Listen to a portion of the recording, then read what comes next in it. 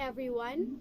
So we are the group 2 and we are tasked to report the lesson 2, which is race and ethnicity. And now I will start with the immigration. So, as people from all over the world joined American Indians in populating this nation, they brought with them cultural experiences from their native countries. So it is said that they brought with them cultural experiences from their native countries. It is because ito ang kanilang nakagisnan at sa mga baguhan na katulad sa ganitong sitwasyon, it will be hard for them to cope with what the country is like to be. So, even if individuals have the same national origins, however, does not mean that they have the same history and experiences as other people who have immigrated from the same country. Dahil nga, they might came from the same country, but maybe they came from different cultures. So, it might be with the time of immigration, the places in which groups settled, the reasons for immigrating, their socioeconomic status, and the degree to which their families have been affected by racism and discrimination affect their immigration experiences and acceptance in the United States. So, you will see these differences in schools as students whose families have been in the United States for several generations do not always warmly welcome new immigrant students. So, most groups have immigrated to the United States voluntarily to seek freedoms not available in their native countries at the time. So, to escape dismal economic or political conditions, or to join family members already settled in the United States. So, however, not all people and groups voluntarily immigrate. So, the quotation from Chef Don George describes a problem for indigenous people. So, those who were established in the New World and all immigrants of color in their encounter with European colonists. So, the differences perceived as race were actually differences of culture. So, by rejecting other races, the majority was actually rejecting the cultural gifts each group could have shared. It is because they are taking the right of every people just because of what they saw itself. People in this situation are not given the opportunity to express themselves because discrimination precedes. So, and now we will proceed to the control of immigration. So, as early as 1729, immigration was being discouraged in the United States. In the 19th century, nativism protected the interests of native-born citizens. So the Dillingham Commission recommended that all immigrants be required to pass a literacy test. So a quota system dramatically increased the number of immigrants allowed annually from the Eastern Hemisphere. Immigration policies are again under attack by citizens who believe that immigration is not being controlled effectively. And now, the unauthorized immigrants. So, not all immigrants are authorized to be in the country. People from other countries enter the United States as travelers or student or other special visas. So some of them extend their stay, others never go home. Many of these immigrants are later reclassified as legal because they meet the requirements for employment-based visas. They qualify as refugees, or they are sponsored by a family as allowed by law. So they may also become legal immigrants through amnesty or similar programs periodically enacted by Congress. So, kung mapapansin po natin, sa umpisa, ay gusto lang makapunta at tumingin kung ano ang lugar na gustuhan nilang puntahan, at hanggang sa nagustuhan ay nag-extend. At kalauna naman ay gusto nang magstay for good. So yun ang karaniwang nangyayari doon. And the total number of unauthorized immigrants has decreased since 2007. So when it was at its peak, 12.8 million. So in 2012, an estimated 11.2 million unauthorized immigrants, so 3.5% of the population, were living in the United States. So approximately 52% of the unauthorized immigrants were from Mexico. So 15% from Central America, 6% from South America, 5% from the Caribbean, 12% from Asia, 5% from Europe and Canada, and 4% from Africa. So the Middle East and other countries. So over 6% of the population of California, Texas, and Nevada are unauthorized immigrants. So that is according to Passel and Con in 2014. So now we will proceed to refugees and asylees. So refugees are people who are recognized by the federal government as being persecuted in their home countries because of race, religion, nationality, or membership in a specific social or political group.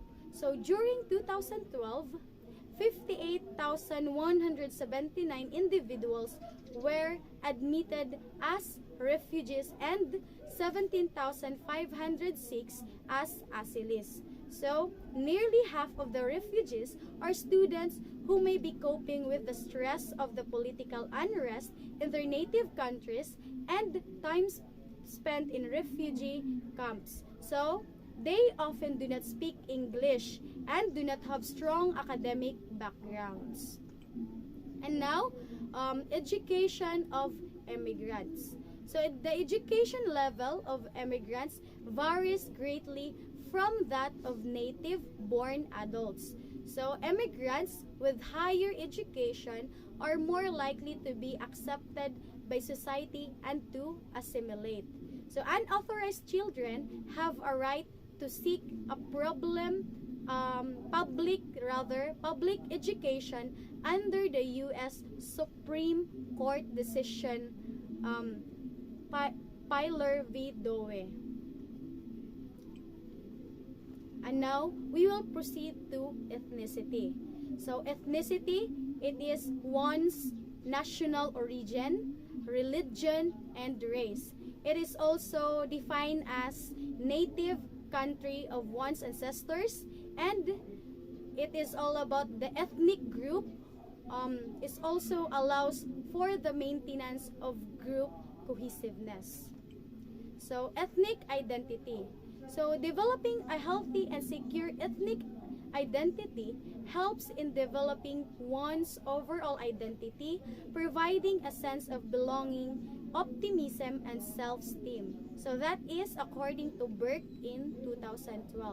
So among young children, ethnic awareness increases with age. By age 4, they are aware of differences in appearance, language, and names. It is because ang mga magulang ay tinuturuan na at pinapaalam sa mga kabataan ang mga bagay na kailangan nilang malaman. So, the kids are actually have their own minds. They create questions as they observe the surroundings. So it is influenced early in life by whether one's family members recognize or promote ethnicity as an important part of their identity. And now, acculturation. So, many immigrant groups have become acculturated over time, adapting the dominant group's cultural patterns. So the rapidity and extent of the acculturation process depend on a number of factors, including location and discrimination. So if a group is especially isolated and segregated in a rural area, as is the case with some American Indians on reservations, the acculturation process is very slow. So the discrimination against members of oppressed groups can make it difficult for them to acculturate even when they chose to do so. Race. So, it is a concept that was developed by physical anthropologists to describe the physical characteristics of people in the world more than a century ago. So, a practice that now has been discredited. It is not a stable category for organizing and differentiating people. So instead, it is a socio-historical concept dependent on society's perception that differences exist and that these differences are important. So that is according to Bonilla, Silva in 2014, and Omi and Winant in 2015. So examples of this are our skin color, so white, black. So it also one example of this also is black or African American, Asian, American Indian, or Alaska Native. The last one is Native Hawaiian or Pacific Islander. So identification of race. So when racial identification became codified in the United States, it was acceptable and even necessary at times to identify oneself by race. So this practice allows tracking of the participation of groups in schools, colleges, and professional fields to determine the extent of discriminatory outcomes. So, as you can see in the figure, many whites see themselves as raceless. They believe they are the norm against which everyone else is other. So they can allow their ethnicity to disappear because they do not see I as determinant of their life chances, especially after their family has been in the United States for a few generations. So they often deny that racial inequality has any impact on their ability to achieve, believing that their social and economic conditions are based solely on their own individual achievement. Racial diversity. So the proportion of whites in the U.S. population will continue to decline. Currently, more than one-third of the nation's population is African American, Latino, Asian American, American Indian, Alaska Native, Hawaiian Native, and Pacific Islander. So these groups of color will comprise 40% of the population by 2020 and 50% of the population by 2045. So that is according to the U.S. Census Bureau in 2014. So two factors contribute to the population growth of people of color. So, new immigrants and births. Some states and areas of the country are much more diverse than others. So, for example, the West has the largest concentration, which is 60% of students of color. So, the Midwest, the lowest, they have 32%. Students of color now comprise over half of the students' population in 14 states and the District of Columbia as shown in figure 2.5. So, the highest concentration of African American students is in the South. So, they have 24%. So, Latinos and Asian American students are more concentrated in the West, comprising 40% and 9% of the student population. Racial identity. So racial identity is influenced by our family and by others who share our identity. And the racial stereotypes influence the interactions among members of different racial groups. So, if a group is seen as aggressive and violent, the reaction of the second group may be fear and protective action. So the construct of whiteness by many students of color is based on a distrust of whites that has grown out from their own or their communities' live experiences. Unlike most whites, people of color see the privilege of whiteness and, in many cases, have suffered the consequences of their lack of privilege and power in society. So their oppression by the dominant group is often a unifying theme around which people of color coalesce. So that would be all. The next topic will be discussed by Laika Arabio. Okay, so good day once again.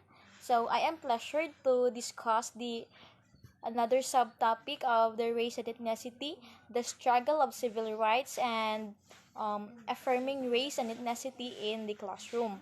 Okay, so first we will discuss a struggle of civil rights. So the struggle of civil rights movements, African slaves revolted against their owners. Martin Delaney led a black nationalism and movement for black liberation. Mexican American miners in Arizona led a strike for better working conditions. The call of Black Power brought attention to the contribution of African Americans. Okay, so this American civil rights movement was a political movement and campaign from 1954 to 1968 in the United States to abolish institutional racial segregation, discrimination, and disfranchisement throughout the United States. Example of these civil rights movements are the right to vote, the right to fair trial, the right to government services, the right to a public education, and the right to use a public facilities. Next is the Brown versus Board of Education. Schools have long been at the center of the civil rights movement. At one time, children of color were not allowed to attend school. Segregation continued in many states until more than a decade after the Brown versus Board of Education of Topeka 1954 decision. Okay, so this Brown versus Board of Education did not transform the country after their legal victory, but striking down segregation in the nation's public school provided a major catalyst for the civil rights movement. Examples are making possible advances in the desegregating houses, public accommodation, and institution of higher education. Next is the post-Brown turnaround. Okay, so today, 2 in 5 African American and Latino students attend schools with high poverty, limited of resources, and social strife, and few, if any, while students, the schools of the majority of white students. Okay, so next, here are the milestones in desegregating and segregating schools. At the year of 1896,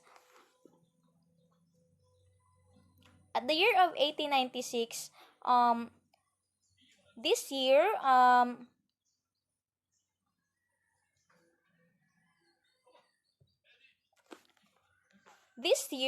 the Supreme Court authorizes segregation in Plessy versus Ferguson, finding Louisianians separate but equal law constitutional.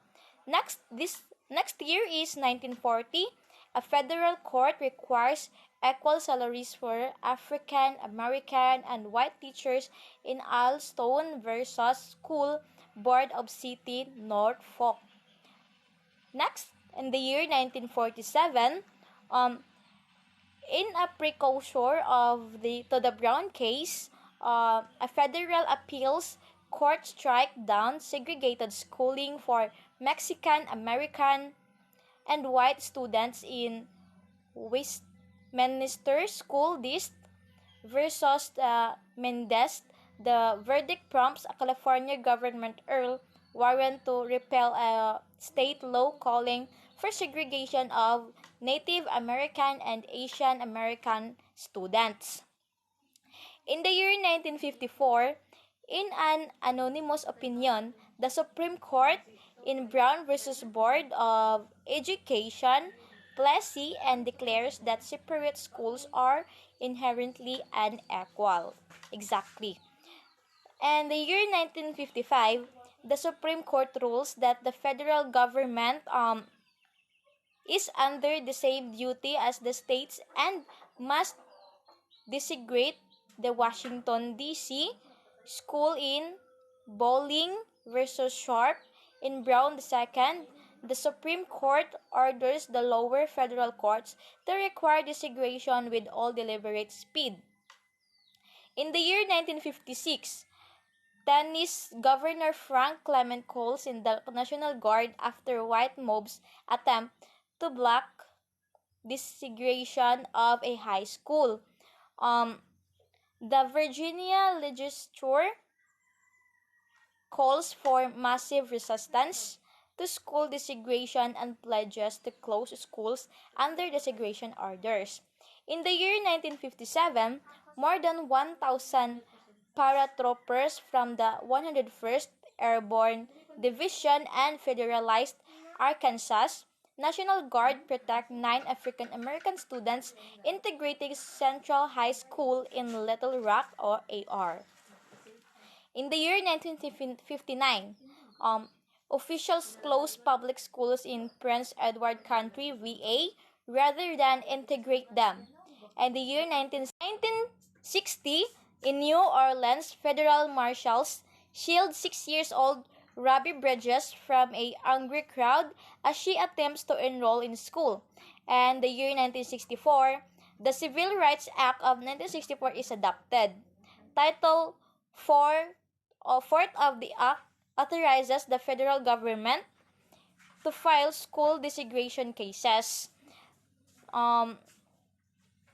The 4th of the Act prohibits discrimination in programs and activities including schools receiving federal financial assistance. The Supreme Court orders Prince Edward County, VA to reopen its school on a desegregated basis. In Green versus 1965, in Green versus Country School Board of New Kent Country, the Supreme Court orders states to dismantle desegregated school systems root and branch. The country identifies 5 factors: facilities, staff, faculty, extracurricular activities, and transportation to be used to gauge a school system's compliance with the mandate of Brown. In the year 1969, the Supreme Court declares all the deliberate speed standard no longer constitutionally permission and orders to immediate desegregation of Mississippi schools in Alexander versus Holmes County Board of Education. In the year 1971, the court approves busing magnet schools, compensatory education, and other tools as the appropriate remedies to overcome the rule of residential desegregation in perpetuating racially segregated schools in Swan versus Charlotte Mecklenburg Board of Education. In the year 1972, the Supreme Court refuses to allow public school systems to avoid desegregation by creating new mostly or all-white splinter districts in Wright versus Council of the City of Emporia and United States versus Scotland Neck City Board of Education. In the year 1973, the Supreme Court rules that states cannot provide textbooks to racially desegregated private schools to avoid the integration mandates in Norwood versus Harrison.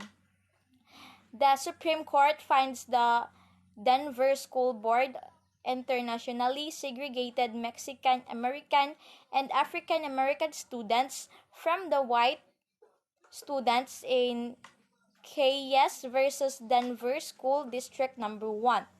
The Supreme Court rules that education is not a fundamental right and that the Constitution does not require equal education expenditures with a state in San Antonio Independent School District versus Rodriguez. In the year 1974, the Supreme Court blocks metropolitan-wide desegregation plans as a means to desegregate urban schools with large minority population in Milliken versus Bradley. In the year 1978, the fractured Supreme Court declares the Affirmative Action Admission Program for the University of California Davis Medical School unconstitutional because it sets aside to a specific number of seats for African American and Latino students.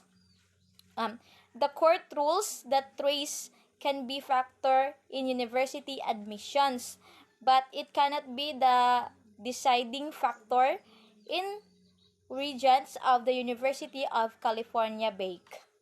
Year 1982. The Supreme Court rejects tax exemptions to provide religious schools that disseminate in Bob Jones University versus U.S. and the Goldsboro Christian Schools of versus U.S. The year 1986, for the first time, a federal court finds that once a school district meets the green factors, example, the desegregation of facilities, staff, faculty, extracurricular activities, and transportation, it can be released from its desegregation plan and returned to local control in Riddick versus School Board of City of Norfolk, Virginia.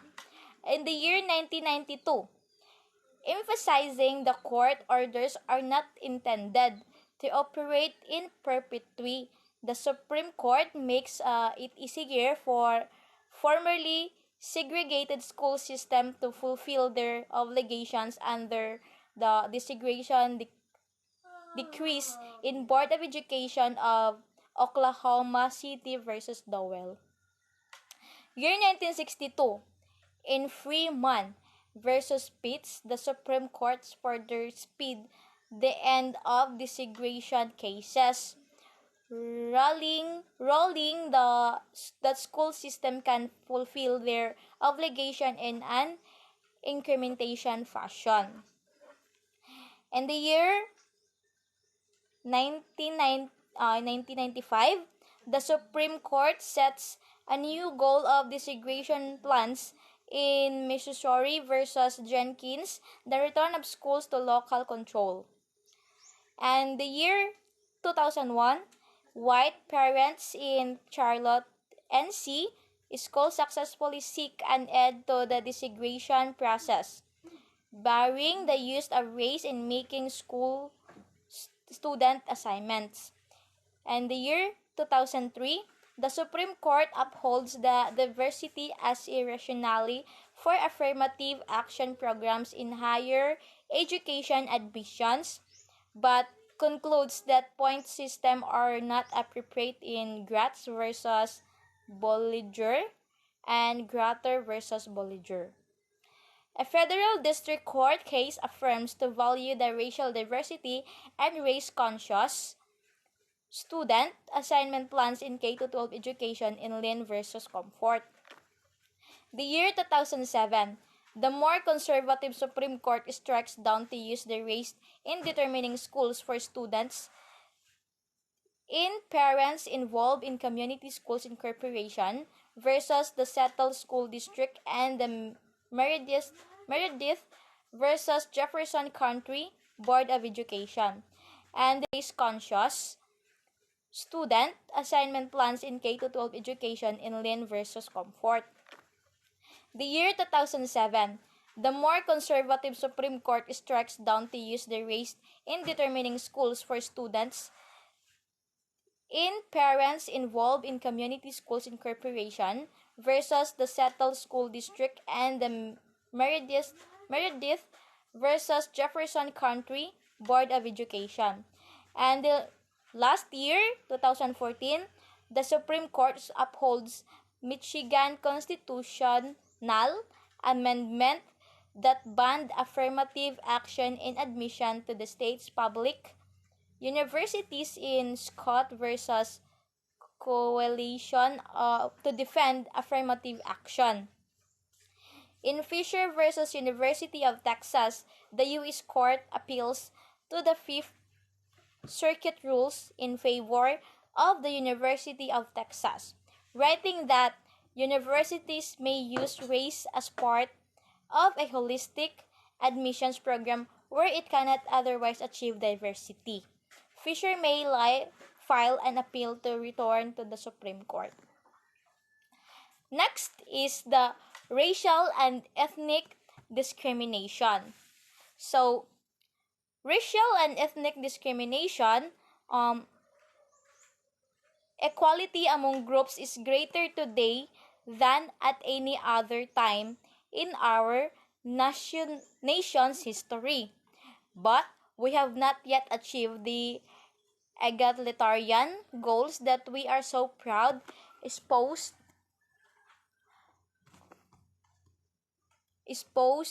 espouse to the rest of the world. African American and Latino families earn an income that is only 57% and 58% that of a white family. U.S. Census Bureau 2014, large numbers of American Indian, African American, and Latino students are not achieving at a proficient academic level in our school. Okay, so this racial and ethnic discrimination,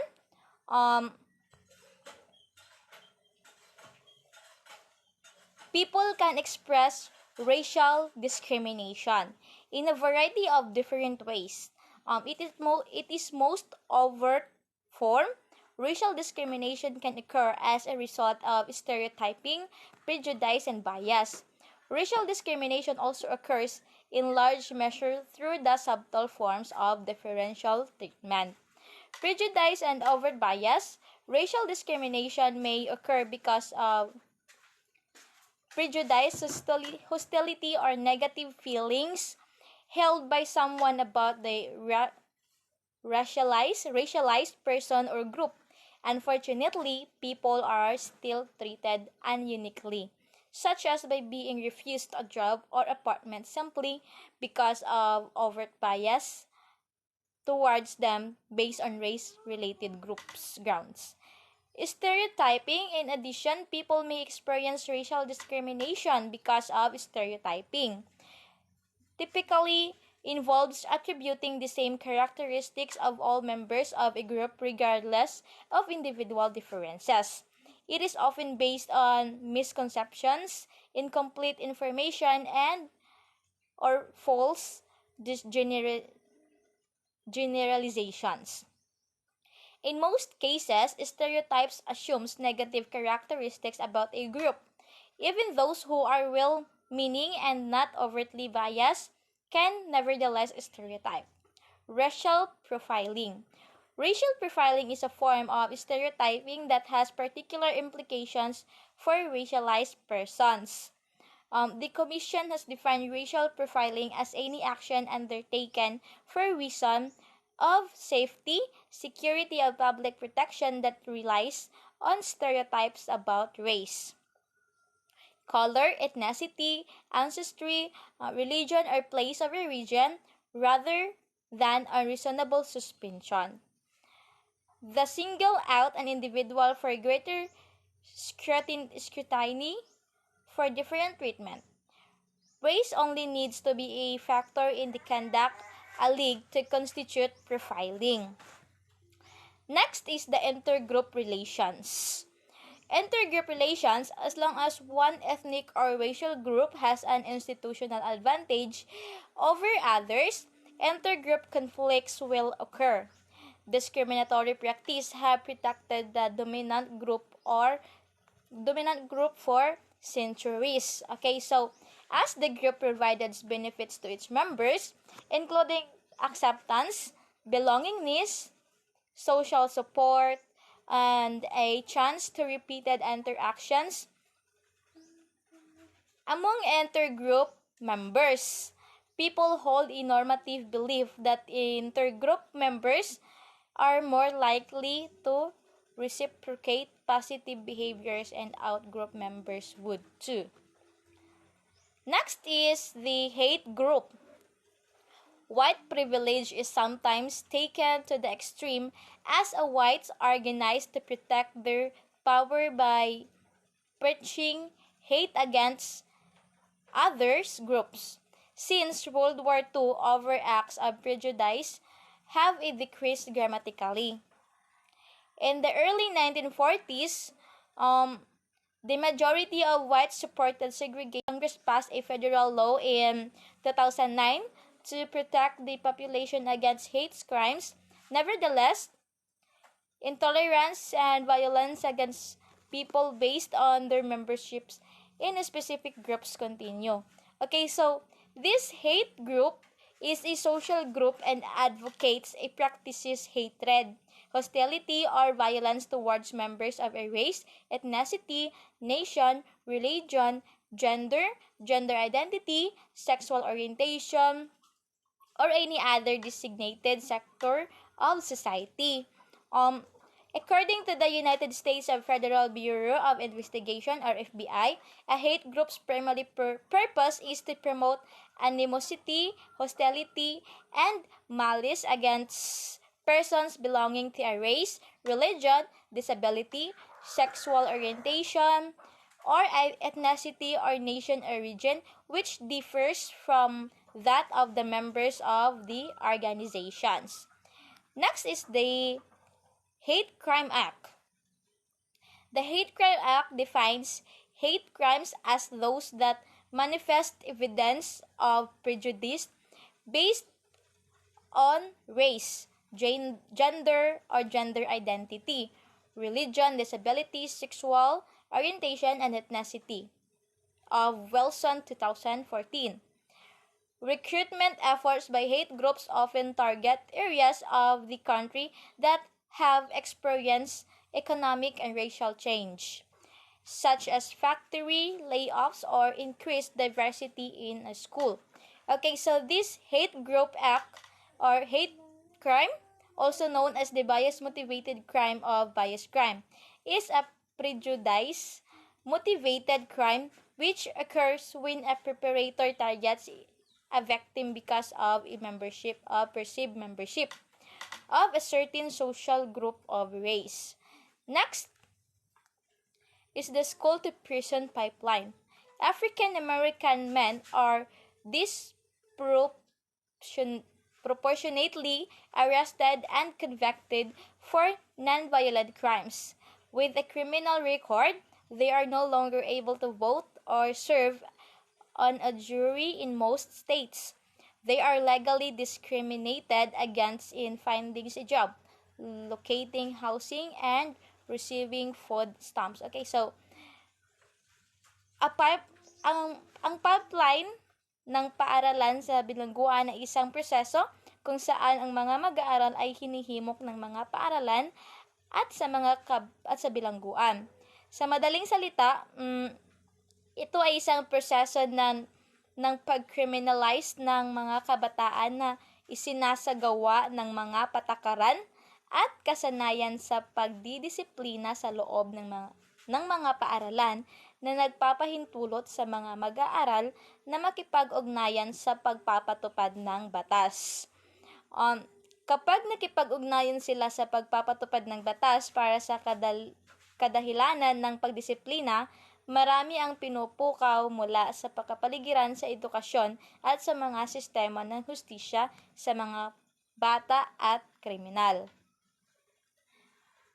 Next is the affirming race and ethnicity in the classroom. Ethnic studies are an extension or special segment of a curriculum that provides in-depth study of the history and conditions of one or more ethnic groups. Some ethnic groups have established schools or programs in traditional schools that center the curriculum of their ethnicity. All students should be able to see positive portrayals of racial and ethnic groups in the curriculum. Okay, so this affirming race and ethnicity in the classroom, we need to be a cultural person, and we need to express our interest in the ethnic backgrounds of our students.